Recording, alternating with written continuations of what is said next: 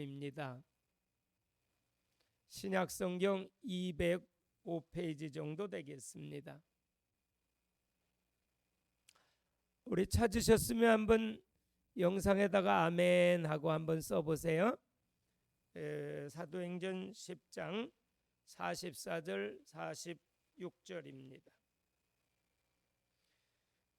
베드로가 이 말을 할 때에 성령이 말씀 듣는 모든 사람에게 내려오시니 베드로와 함께 온 할례 받은 신자들이 이방인들에게도 성령 부어 주심으로 말미암아 놀라니 이는 방언을 말하며 하나님 높임을 들음이러라. 아멘. 우리 한번 인사하십시다. 샬롬 샬롬. 예, 샬롬 샬롬. 반갑습니다. 오늘도 하나님께서 우리에게 말씀으로 은혜를 주시기를 소원합니다.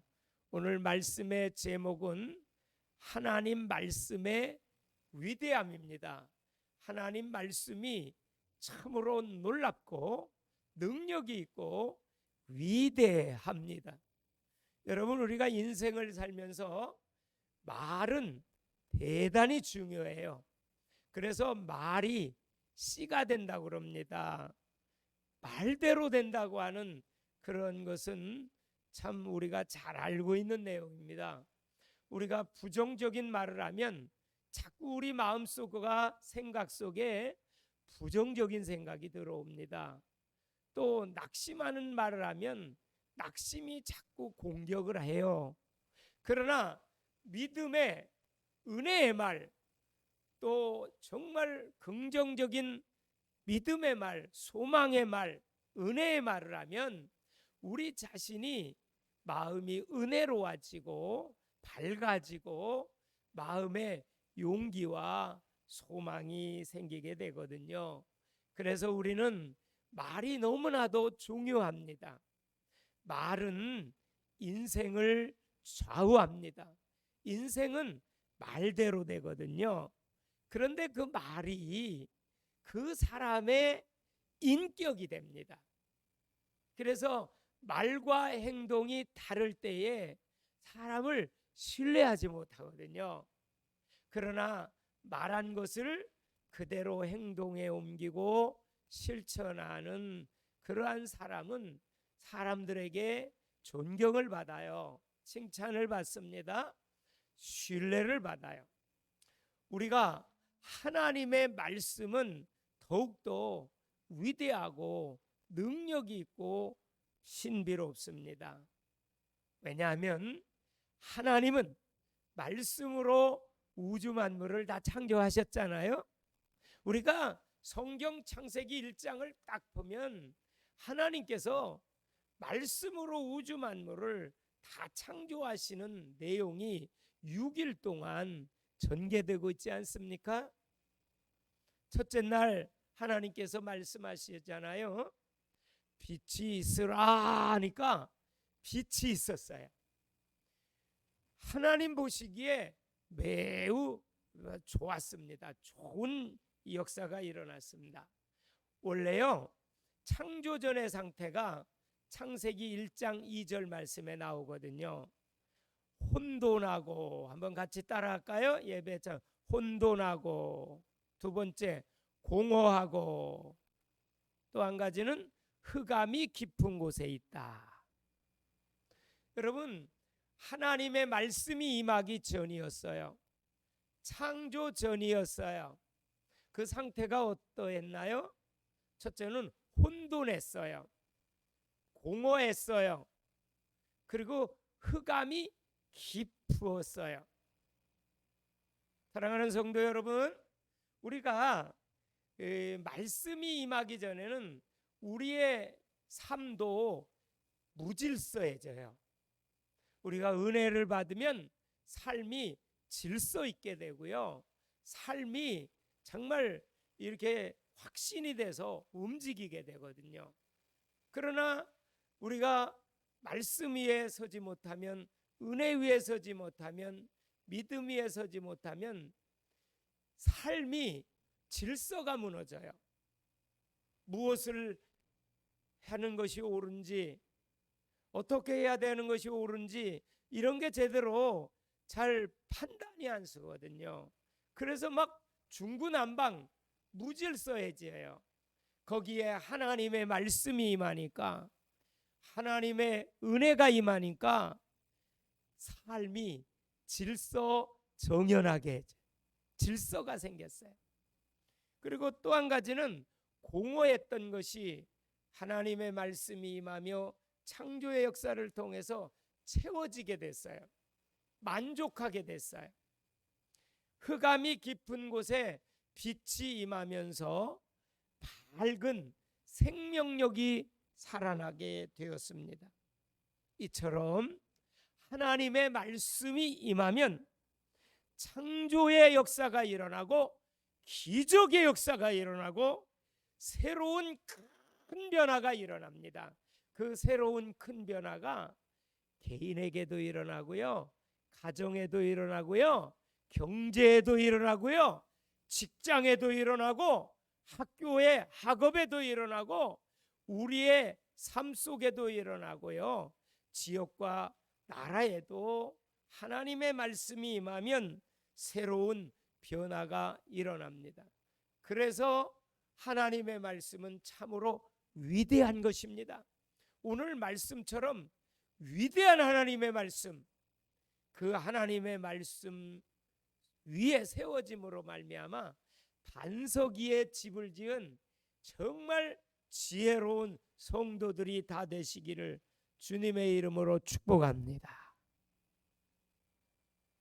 요한복음 1장 1절에 보면요, 태초에 말씀이 계시니라, 이 말씀이 하나님과 함께 계셨으니 이 말씀이 곧 하나님이시니라. 우리 한번 다 같이 한번 읽어볼까요? 같이 시작. 태초에 말씀이 계시니라, 이 말씀이 하나님과 함께 계셨으니 이 말씀은 곧 하나님이시니라. 아멘.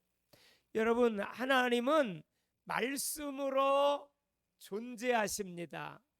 하나님은 말씀을 통해서 우리를 만나 주십니다.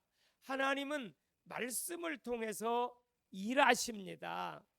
그래서 하나님의 역사와 하나님의 일이 일어나는 것은 말씀을 붙잡으라는 거예요. 그걸 가르쳐서 언약을 붙잡으시라는 거예요.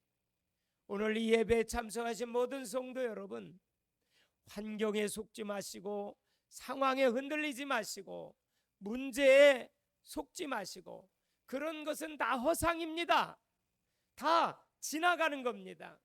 실상은 하나님의 말씀입니다. 우리는 하나님의 말씀을 가까이 하시고, 하나님의 말씀을 읽기를 즐겨하시고, 듣기를 좋아하시고, 하나님의 말씀으로 생각하기를 기뻐하는 복 있는 성도들이 되셔야 되겠습니다. 시편 1편에 보면 복 있는 사람은 악인의 꾀를 쫓지 아니하며 죄인의 길에 서지 아니하며 오만한 자의 자리에 앉지 아니하고 오직 여호와의 율례, 여호와의 말씀을 즐거워하여 그 말씀을 주야로 묵상하는 자다. 이 묵상이 마음에 새기는 겁니다. 하나님의 말씀을 마음에 새기는 거예요. 그래서 우스갯소리로 탁탁 신자가 있대요. 탁탁 교인. 일주일 내내 성경을 가만 놔두고 펼쳐보지도 않다가 이제 주일날 가지고 나오려니까 먼지가 버야 해가지고 탁탁 털어가지고 오는 교인을 가르쳐서 탁탁 교인이라고 그러는데요. 우리 김포 예신교회 성도 여러분들께서는 하나님의 말씀을 가장 사랑하고, 아멘, 하나님의 말씀을 가장 가까이 하고, 할렐루야, 하나님의 말씀을 생각하고 말씀을 듣기를 좋아하고 읽기를 좋아하고 말씀을 생각하기를 좋아하는 그러한 은혜가 이 시간 임하기를 바랍니다. 그러면 하나님의 말씀이 위대한데 그 하나님의 말씀이 임하기 전에는 어떠한 일들이 오늘 본문에 벌어졌는지 사도행전 10장을 통해서 은혜를 나누고자 합니다. 여러분, 사도행전 10장은요 교회사적으로도 굉장한 중요한 의미를 갖고 있는 장입니다. 그것은 왜 그러냐? 이방인인 고넬료가 회심하고 돌아와서 교회의 일원이 되는 겁니다. 당시에 이방인들은요 유대인들이 볼 때는 사람 취급을 하지 않았어요. 유대인들은 자기들만이 택한 선민이라고 하는 강한 의식을 갖고 있었어요. 물론 택한 선민이라는 의식은 나쁜 것은 아니에요. 그런데 자기들만 하나님이 선택했다고 하는 그러한 잘못된 그런 인식을 갖고 있었어요. 그래서 이방인들을 가리켜서 지옥의 땔감이다라고 하는 끔찍한 말을 하면서 큰 범죄를 했어요. 심지어는 어느 책에 보니까 그렇게 기록을 했더라고요. 유대인들이 이방인들을 어떻게 취급했느냐? 이방인들이 아기를 낳을 때에는 산파가 가서 도와주지도 말아야 된다고 하는. 그러니까 이방인들은 태어나지 말아야 된다라고, 이런 참 어리석고 참 하나님의 뜻에 합당하지 않은 악한 생각을 했던 사람들이 유대인들이었어요. 그런데 이러한 유대인들이 이방인인 고넬료가 이제 교회의 일원으로 이제 회심하고 돌아온다고 하는 이 엄청난 사건을 사도행전 10장에 기록합니다. 사도행전 10장 1절로 2절에는 고넬료가 어떤 사람인가를 잘 말씀하고 있습니다. 사도행전 10장 1절 2절입니다. 가이사라에 고넬료라는 사람이 있으니 이달리아 부대라고 하는 군대의 백부장이라. 그가 경건하여 온 집안과 더불어 하나님을 경외하며 백성을 많이 구제하고 하나님께 항상 기도하더니. 참 고넬료는 너무나도 참 신앙적으로 볼 때 멋있는 사람이었어요. 고넬료는 참으로 좋은 사람이었어요. 왜냐하면 온 집안과 더불어 하나님을 경외했고 경건했고 백성을 많이 구제하는 사랑의 사람이었습니다. 그리고 하나님께 항상 기도해요. 참 이거를 볼 때 얼마나 신앙적인 모습으로서도 아름답고 모범적인 모습임을 볼 수 있어요. 그런데 사도행전 10장 3절에 넘어가서 하루는 제9시쯤 되어 환상 중에 밝히 보매 하나님의 사자가 들어와 이르되 고넬료야 하니. 고넬료가 제9시가 되어서 하나님 앞에 나가 정말 전심으로 기도했어요. 그때 환상 중에 천사가 나타나는 거예요. 여기 여호와의 사자라고 하는 것은 천사입니다. 천사가 나타난 거예요. 그리고 하나님의 뜻을 계시해 줘요. 알려줍니다. 여러분, 천사는요 영적인 존재잖아요. 우리 육신의 눈으로는 보이지 않아요. 그러나 천사는 하나님의 심부름꾼들이에요. 믿는 성도들을 위한 심부름꾼이 천사들입니다. 오늘도 하나님의 천사가 하나님의 지시를 받아서 여호와의 사자가 고넬료에게 내려왔던 겁니다. 그래서 무슨 것을 명령하냐면 10장 5절 자막을 한번 띄워주세요. 천사가 뭐를 지시했는지. 자, 다 같이 읽습니다. 내가 지금 사람들을 요빠에 보내어 베드로라는 시몬을 청하라. 지금 시몬 베드로는 요빠에 있어요. 요빠.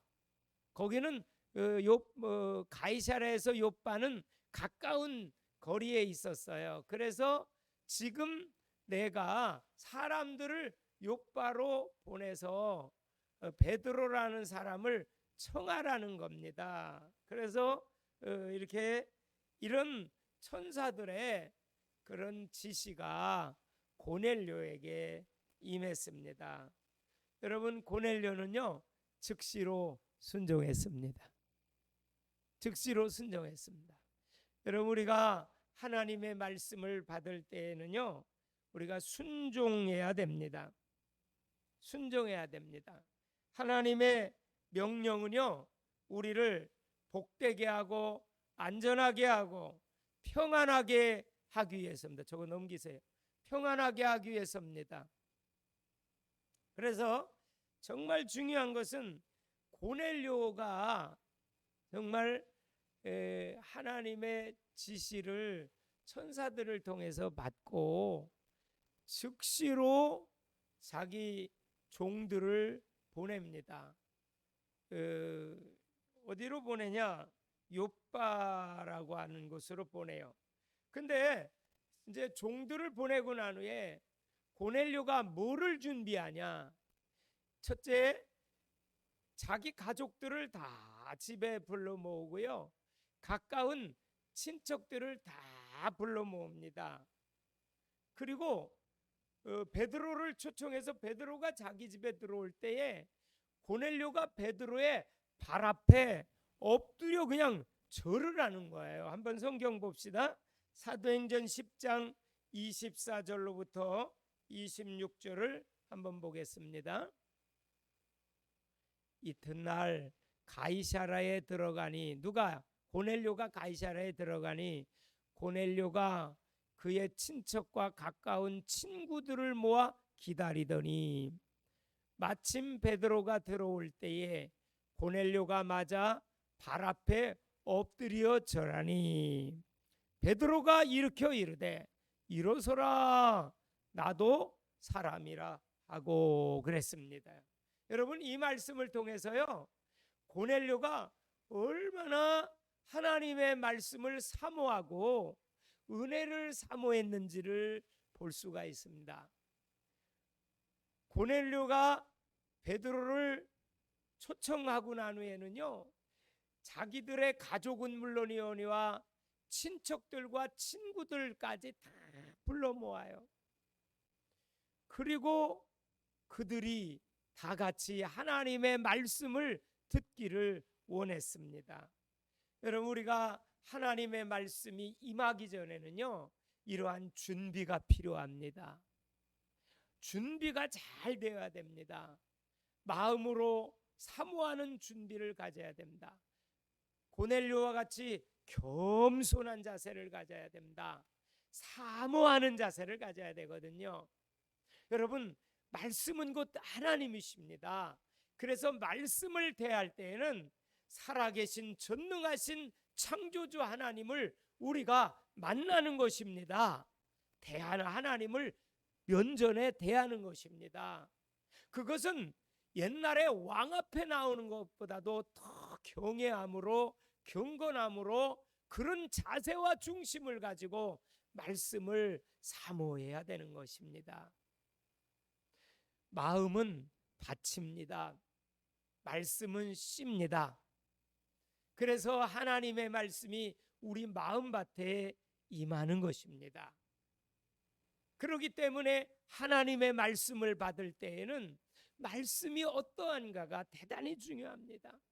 우리의 마음에 딴 생각이 들어오도록 사단은 말씀을 못 듣도록 공격합니다. 딴 생각을 가져다 줍니다. 주의를 집중하지 못하게 합니다. 우리들의 생각과 정신을 혼미하게도 해서 하나님의 복음의 광채를 가로막는다고 했습니다. 고린도후서 4장 4절에 보면 광명한 천사처럼 마귀가 이렇게 사람들의 마음을 미혹해서 복음의 광채를 비추지 못하게 한다고 그러거든요. 말씀이 들어오지 못하게 해요. 말씀을 가로막으려고 하는 것이 사단의 최고의 전략입니다.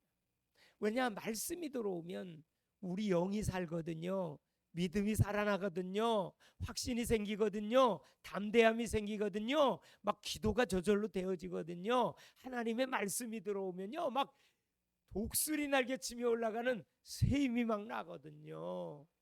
그렇기 때문에 사단은요, 어떻게 하든지 말씀이 임하지 못하도록 막 딴 생각을 가져다 주고요, 막 마음과 생각을 혼미케 하고요, 집중하지 못하게 만들거든요. 마태복음 13장에 보면 네 가지 밭의 비유가 나와요. 첫째로는 길가밭이에요. 둘째로는 돌밭이에요. 셋째로는 가시덤불밭이거든요. 넷째로는요, 옥토밭이에요. 옥토밭에 떨어진 씨앗만 열매를 맺는데 얼마만큼 열매를 맺는지 성경을 한번 다 같이 보세요. 마태복음 13장 8절에 더러는 좋은 땅에 떨어짐에, 이거 좋은 땅은요, 우리 마음밭이 옥토라는 거예요.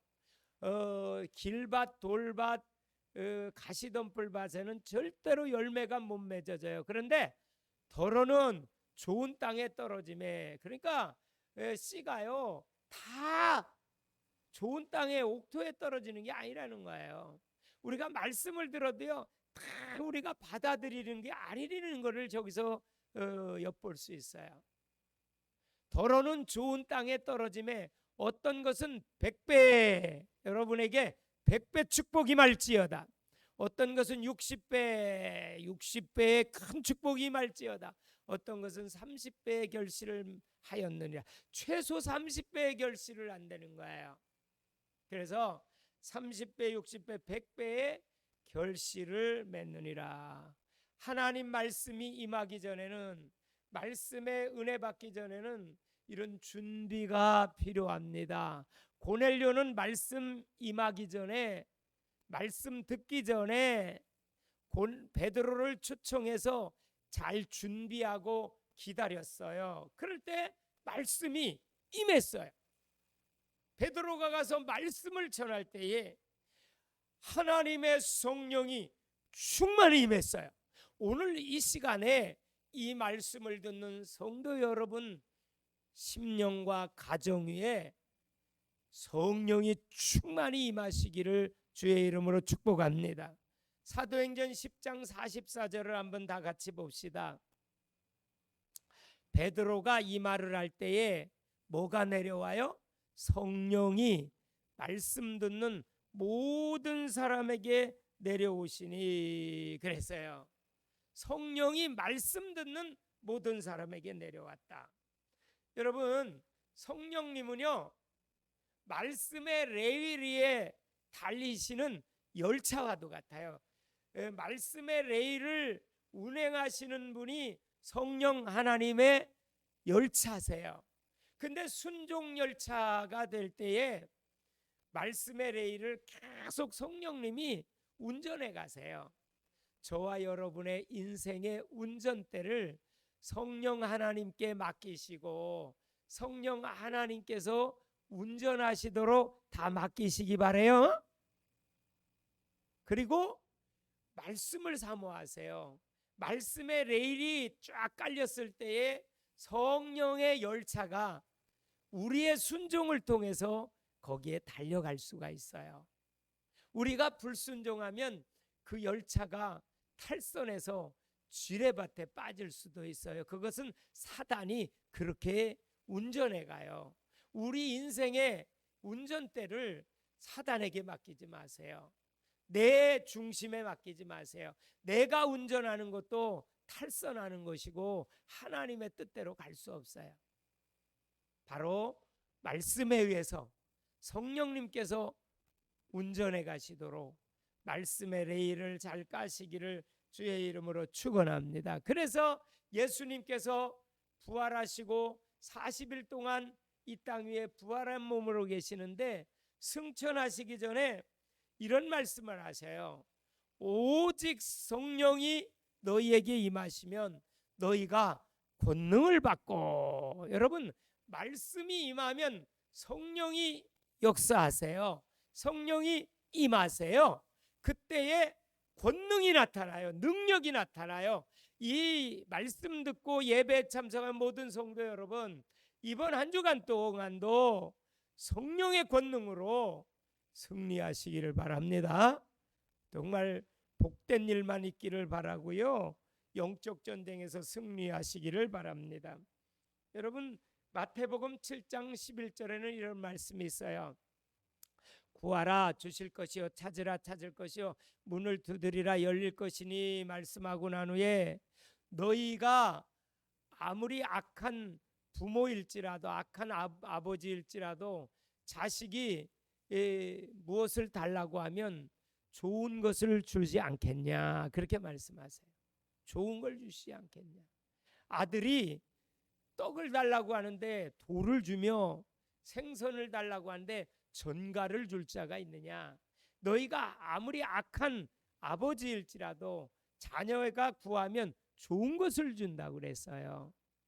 이 마태복음 7장 11절 말씀과 누가복음 11장 13절은 똑같은 내용이면서 대칭이 되는 단어예요. 대칭이 되는 그런 말씀이거든요. 누가복음 11장 13절에는 그 좋은 것을, 마태복음에는 좋은 것이라고 표현한 것을 가리켜서 누가복음은 똑같이 말씀하시다가 그 좋은 것을 성령을 주시지 않겠냐. 성령을 주지 않. 여러분 우리가 이 땅 살면서 가장 좋은 것은 성령이 우리와 함께 계시는 겁니다. 즉 우리가 구원받은 것이에요. 성령이 우리에게 내주하고 계세요. 그리고 성령님이 우리를 인도하세요. 그게 신앙생활이에요. 이번 한 주간 동안도 주여 성령의 인도만 받게 하옵소서. 그러니까 성령의 인도 받으려니까 말씀에 레일이 깔려야 되잖아요. 그래서 아침에 일어나서 가장 먼저 기도하고 말씀을 보세요. 말씀을 묵상하세요. 말씀으로 생각하시고 말씀으로 사건을 보시고 말씀으로 문제를 해석하시고 우리 마음이 말씀으로 충만해지기를 기도하셔야 됩니다. 왜냐하면 요한복음 1장 1절에 하나님이 말씀이라고 했고요. 요한복음 1장 14절을 한번 띄워주세요. 요한복음 1장 14절 말씀이 육신이 되어 우리 가운데 거하시니, 말씀이 육신이 되어 오신 분이 예수님이잖아요. 말씀이 육신이 되어 우리 가운데 오셨어요. 우리가 예수 그리스도를 영접하면 부활하신 예수님이신 성령이 오세요. 우리 가운데 거하심에 우리가 그의 영광을 보니 아버지의 독생자의 영광이요 은혜와 진리가 충만하다. 예수님이요 말씀이 육신이 되어 우리에게 오신 분이 예수님이십니다. 그리고 성령님이 진리의 영이세요. 요한복음 16장 13절에 이렇게 말씀하세요. 같이 한번 읽을까요? 그러나 진리의 성령이 오시면 그가 너희를 모든 진리 가운데로 인도하시리니 그가 스스로 말하지 않고 오직 들은 것을 말하며 장래 일을 너희에게 알리시리라. 아멘. 진리의 성령이 오시면 우리를 진리 가운데로 인도하신다. 성령님이요 진리의 영, 말씀의 하나님이십니다. 그러니까 보세요. 성부, 성자, 성령님께서 말씀이십니다. 성부 하나님께서 친히 말씀이시라고 그랬고요. 예수님이 말씀이 육신이 되어 이 땅에 오셨다고 했고요. 성령님이 진리의 영 성령님이라고 그래요. 진리는 요한복음 17장 17절에 아버지의 말씀이 진리라고 그랬거든요. 마지막 결론적으로 하나님의 말씀이 임하면 어떤 일들이 벌어집니까? 여러분 하나님의 말씀이 이 시간도 임하고 있어요. 여러분 말씀이 지금 하나님으로부터 선포되고 있어요. 그 말씀이 여러분 마음속에 옥토밭과 같은 여러분 마음속에 사모하는 여러분의 마음속에 임하시면 어떤 일들이 벌어지냐? 첫째로는요 은혜를 받아서 믿음이 생겨나요. 은혜를 받아 믿음이 생겨납니다. 로마서 10장 17절을 한번 띄워보세요. 그러므로 믿음은 들음에서 나며 들음은 그리스도의 말씀으로 말미암느니라. 여러분 하나님의 말씀이 임하면 그 결과로 믿음이 생겨납니다.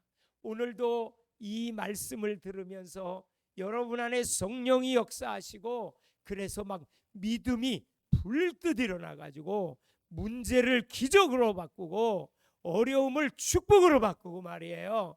또한 고난을 축복으로 바꾸는 하나님의 역사가 일어나며 코로나 시대가 지나고 세로나 시대가 전개되어지는 축복이 있기를 주의 이름으로 축원합니다. 믿음이 생겨요. 또 하나님의 은혜가 마음속에 충만히 임해요. 그러면 여러분 믿음이 뭡니까? 히브리서 11장 6절에 보면 그래요. 믿음이 있을 때 하나님을 기쁘시게 해드릴 수 있어요. 여러분 우리가 믿음이 있으면 하나님이 너무너무 기뻐하세요. 하나님이 기절초풍할 정도로 기뻐하시고요.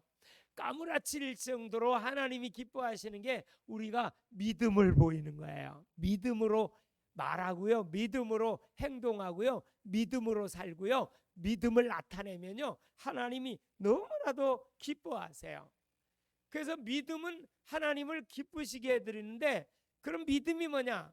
하나님이 어디든 계시다는 게 믿음이에요. 하나님은 우리 마음에도 계시고 안 계신 곳이 없다. 두 번째, 하나님을 찾는 자, 즉 하나님께 기도하는 자는 반드시 응답하시고요. 상을 주세요. 하나님은 행한 대로 갚아주셔요. 씨를 심는 대로 싹이 나고 열매 맺잖아요.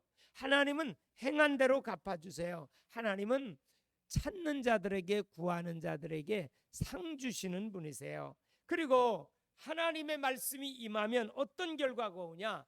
영생을 얻습니다. 즉 천국에 갑니다. 천국 시민권을 받습니다.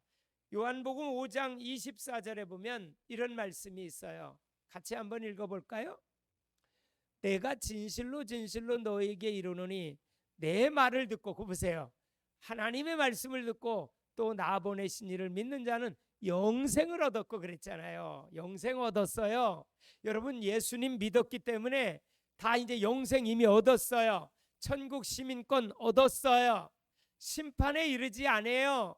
사망에서 생명으로 옮겨져요. 마지막 여호와 하나님의 말씀이 임하면 사도행전 10장 오늘 46절 결론적으로 어떤 역사가 임하냐? 하나님의 말씀이 임한 결과는요. 이는 방언을 말하며 하나님 높임을 들음이러라. 방언을 말하며 하나님 높임을 들었다. 여러분 우리가 하나님의 말씀이 임해서 은혜가 임하면 성령이 충만히 임하면서 성령의 은사가 임해요. 믿음의 은사, 치유의 은사, 또한 가르침의 은사, 여러 가지 은사 중에서 오늘 성경에는 방언의 은사도 임한다고 그랬어요. 방언의 은사는 기도를 많이 할 수 있도록 영적인 기도를 할 수 있는 어떤 은사적인 측면의 방언의 은사고, 두 번째로는 하나님을 막 높여요. 여러분 말씀이 임하고 믿음이 생기고 은혜를 받고 그리고 영생의 확신을 갖고 하늘나라의 시민권을 얻었다는 확신을 가진 하나님의 믿음의 자녀들은요 막 하나님을 높여요. 하나님을 막 증거하려고 그러고요. 하나님 제일입니다. 하나님이 나의 인생의 전부입니다. 나 하나님 없이는 못 살아요. 하나님 최고십니다. 그러면서 막 하나님을 막 증거하려고 그러는 거예요. 그게요 곧 전도예요. 하나님 증거하고 내가 만난 하나님 간증하는 게 전도거든요. 그래서 오늘 하나님의 말씀의 위대함을 오늘 본문을 통해서 우리가 나누면서, 특별히 고넬료 집에 베드로가 가서 하나님의 말씀을 전할 때예요, 성령이 임하면서 그들이 방언을 말하며 하나님께 영광을 돌리며 하나님을 막 높이면서 믿음의 확신을 가지고 정말 은혜 충만히 받고 그들이 영생의 확신을 가졌던 것처럼, 여러분 말씀이 임하면 이런 엄청난 변화들이 일어납니다. 하나님의 말씀은 참으로 참으로 위대합니다. 하나님의 말씀은 창조의 기적을 가져다 줍니다. 하나님의 말씀은 우리를 변화시킵니다. 진리 안에서 자유함을 주십니다. 우리의 영혼을 구원하시고 영혼을 치유하십니다. 우리의 마음을 회복시켜 평안과 기쁨과 감사로 충만케 하십니다. 우리의 생각을 변화시켜서 영적인 생각, 영적인 가치관을 갖게 합니다. 우리의 육신도 하나님께서 말씀이 임하면 믿음이 생겨서 치유받습니다. 그리고 우리 환경도 모든 문제도 뛰어넘을 수 있는 능력을 주시고 확신을 주십니다. 하나님의 말씀은 너무나도 위대합니다. 풀은 마르고 꽃은 시드나 여호와의 말씀은 영영하리라. 이 율법의 1.1핵이라도 변하지 아니하고 반드시 이루겠다고 예수님은 말씀하시고 가르쳐 주셨습니다. 우리 하나님의 말씀의 위대함을 알아서 더욱더 말씀을 사랑하고 말씀을 읽고 듣기를 좋아하고 말씀을 또한 마음에 새기고 묵상하고 암송하고 말씀을 사모하는 자리로 늘 나아가시기를 주님의 이름으로 축복합니다. 기도합니다.